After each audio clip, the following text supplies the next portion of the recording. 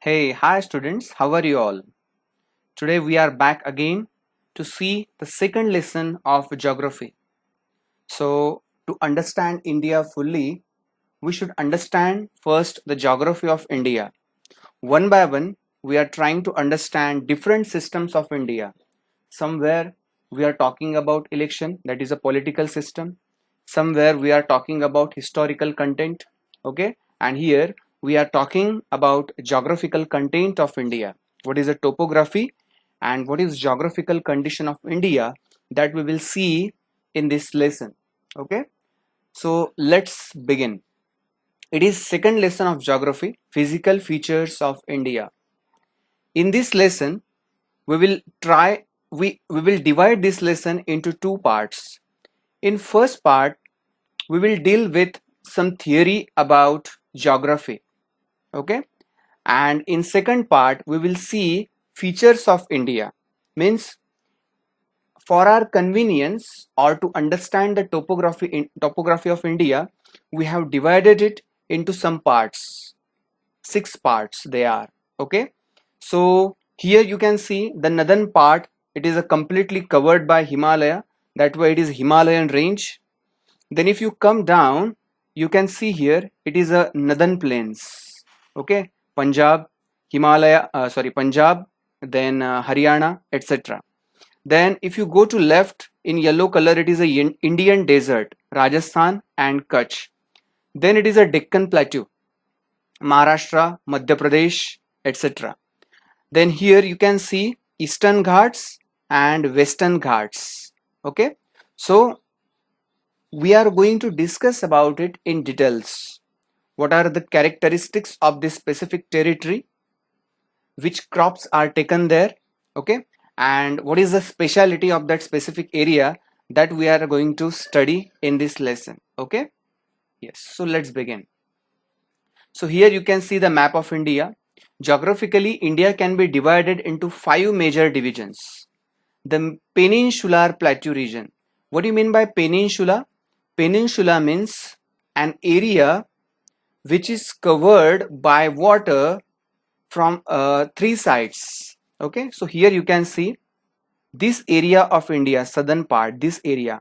From here you begin, and if you go to till here, this part of India, it is called peninsula. Okay, so peninsular plateau region.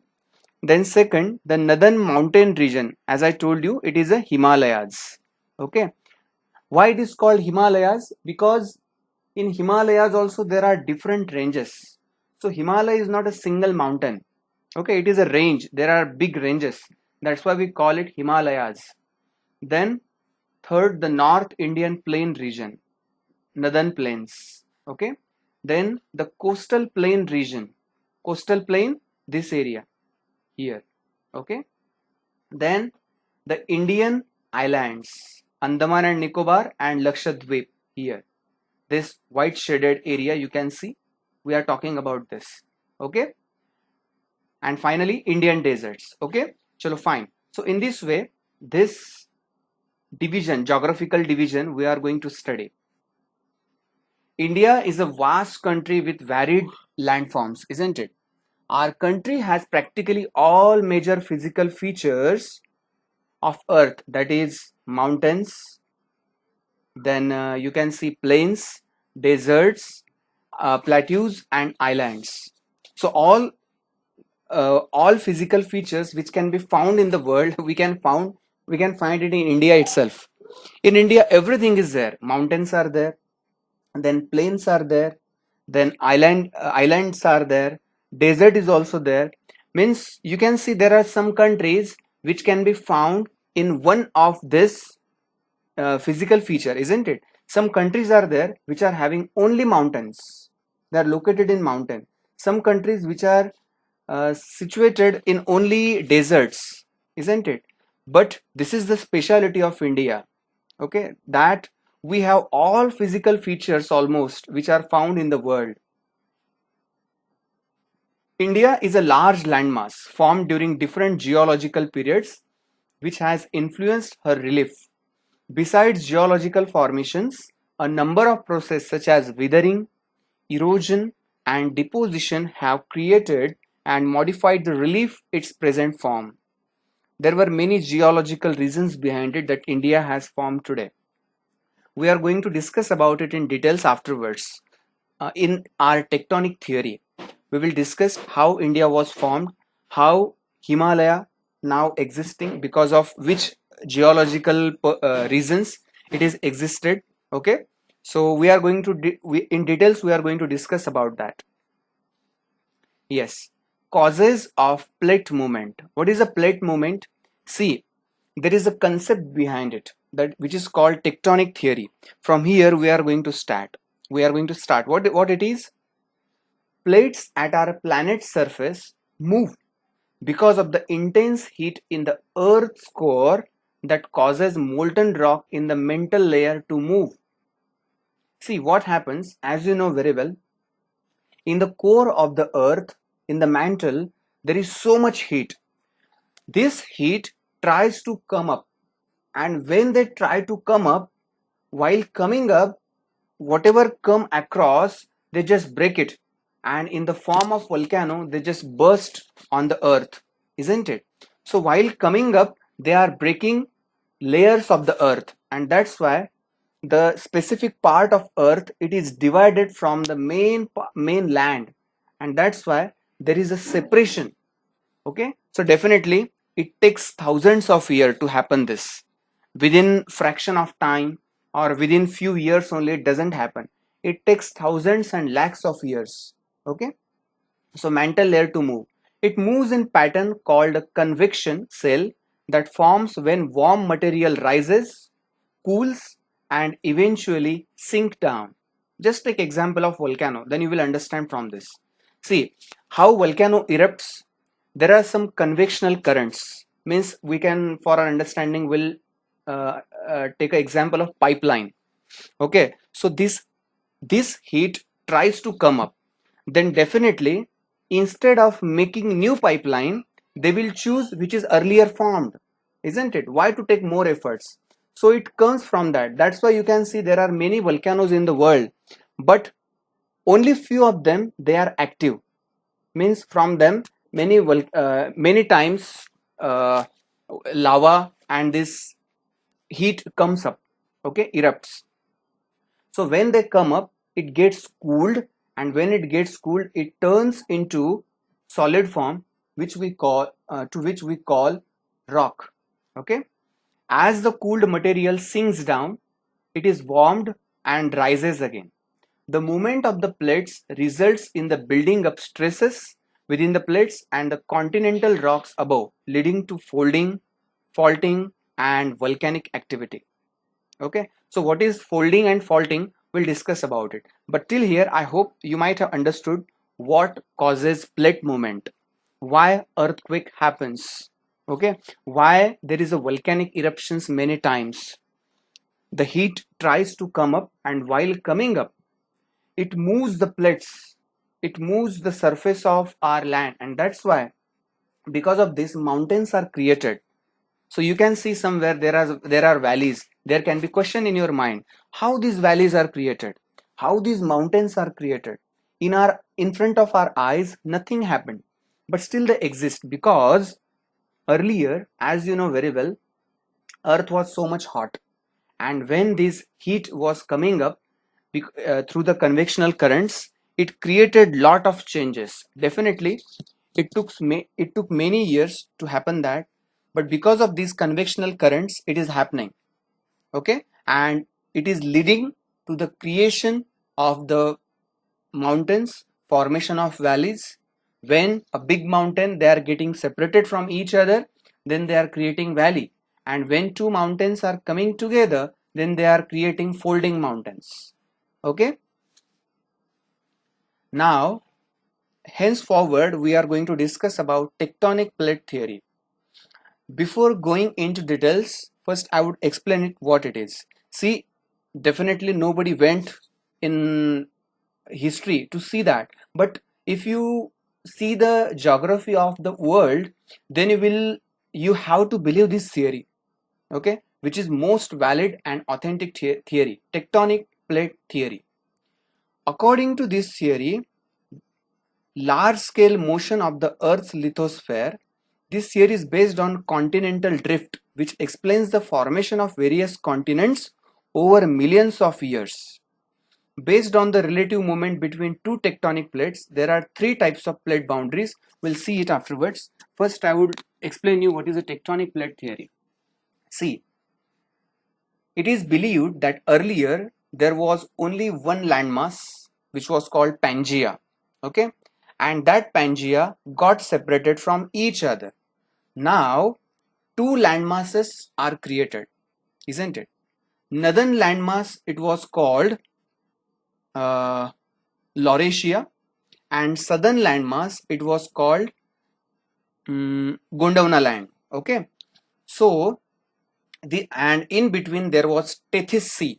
Okay, so again afterwards these plates were breaking, and this Gondwana land just collided the northern part, and because of this collision, folding mountain was created, which was Himalaya. And as it was growing higher and higher, its altitude is increasing, and that's why there is so much cold.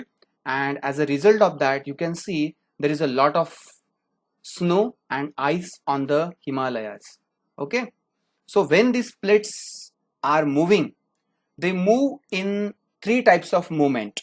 There are three types of plate boundaries. Which are they? Let's see. They are as follow. First, convergent boundary. In this case, the two adjacent tectonic plates move towards each other. They are converging, mixing into each other. Definitely, when two solid forms, they are mixing and they are colliding with each other, either they will go up, raise up, or they will go down. They can't go down because there is a solid earth below them, so they can't go down. So they have only one way, and that is they have to go up.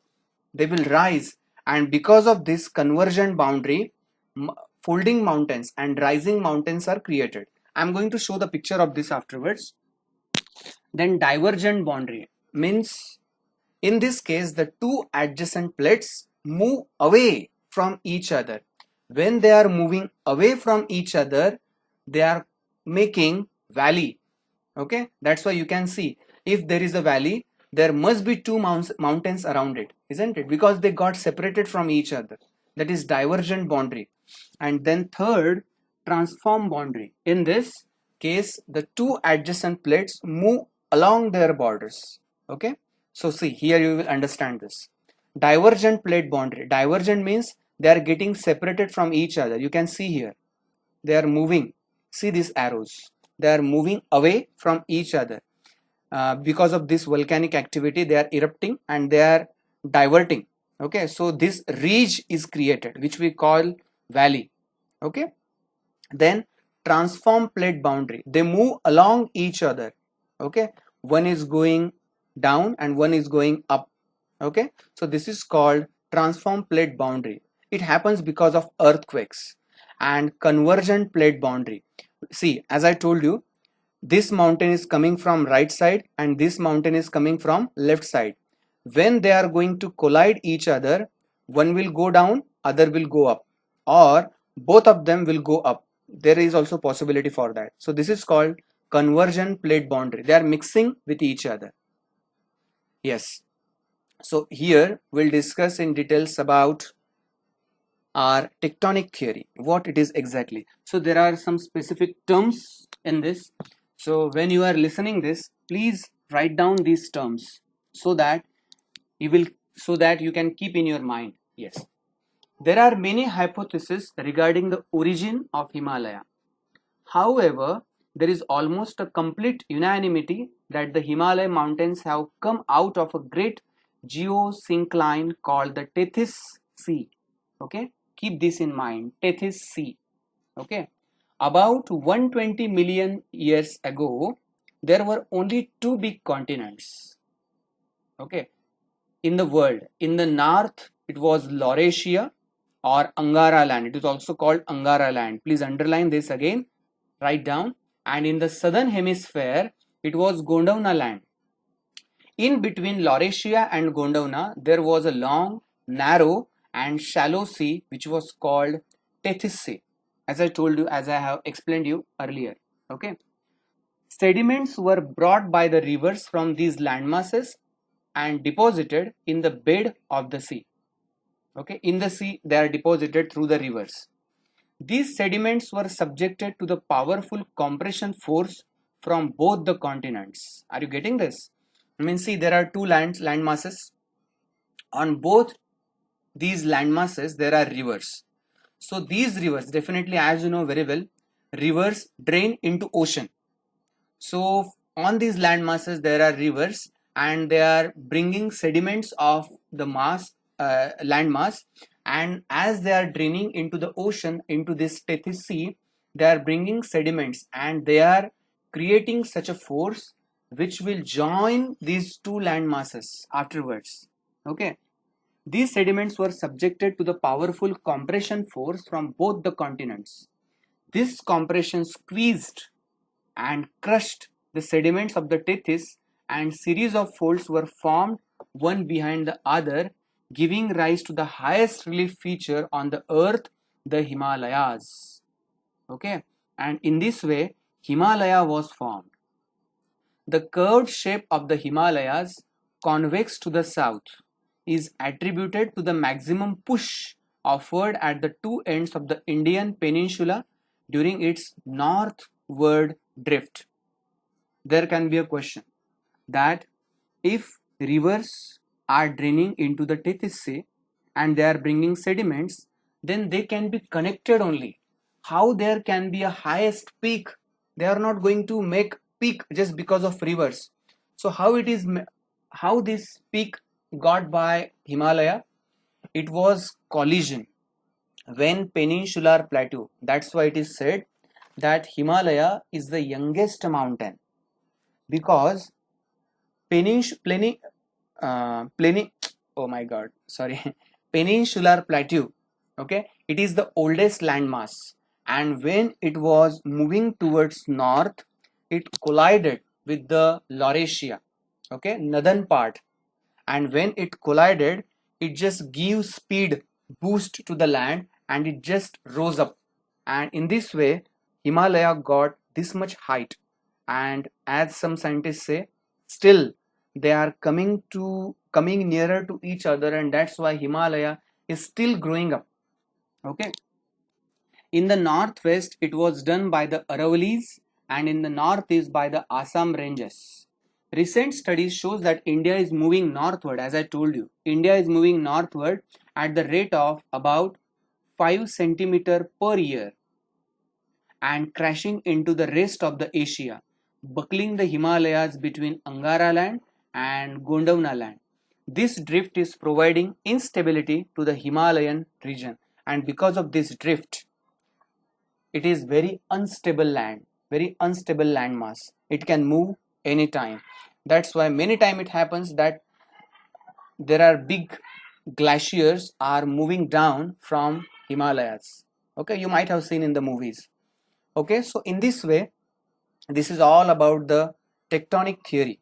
Okay, I hope everything is clear to you till here. So which word you have to understand? Northern part, northern landmass, it is called Laurasia. Southern landmass, it is called Gondwana land. Okay, in between there is a Tethys Sea. So the rivers from this landmass, they are bringing sediments and putting it into the Tethys, and that's why they join together, Laurasia and what? Gondwana land, yes. But because of their collision, Himalaya was created, and with the speed of 5 centimeter per year, India is moving northward. This is the theory, hypothesis, which is called tectonic theory. Okay, chalo fine. Let's move forward now. See, here you can see they have told us about it.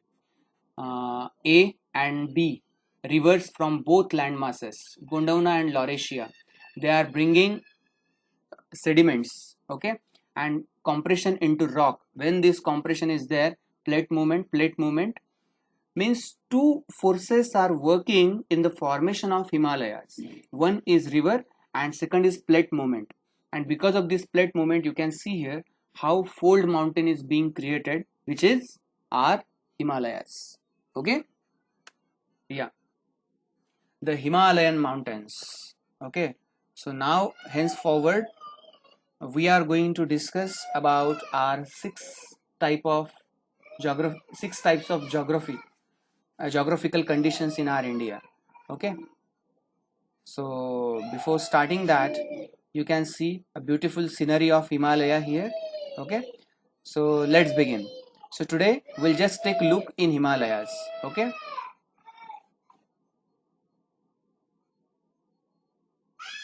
याला काय झालं?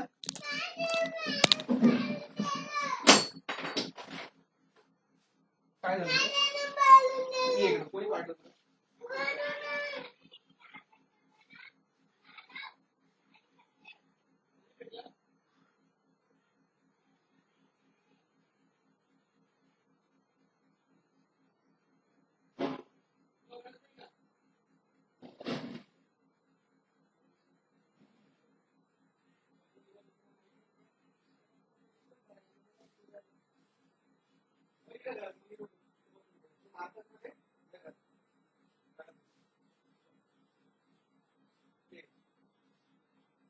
तो गाडी तुम्ही बघायला.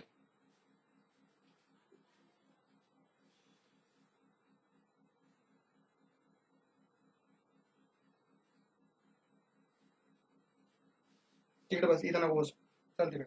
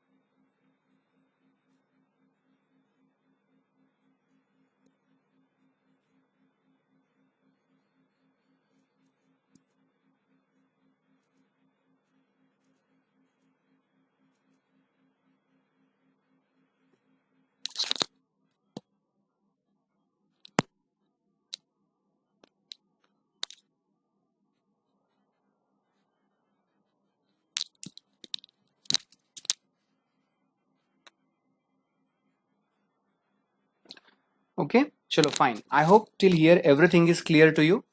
Now the next six parts, as I told you, which is the core of this lesson, that Himalayan mountains, plains, deserts, then eastern and western ghats, and peninsular plateau.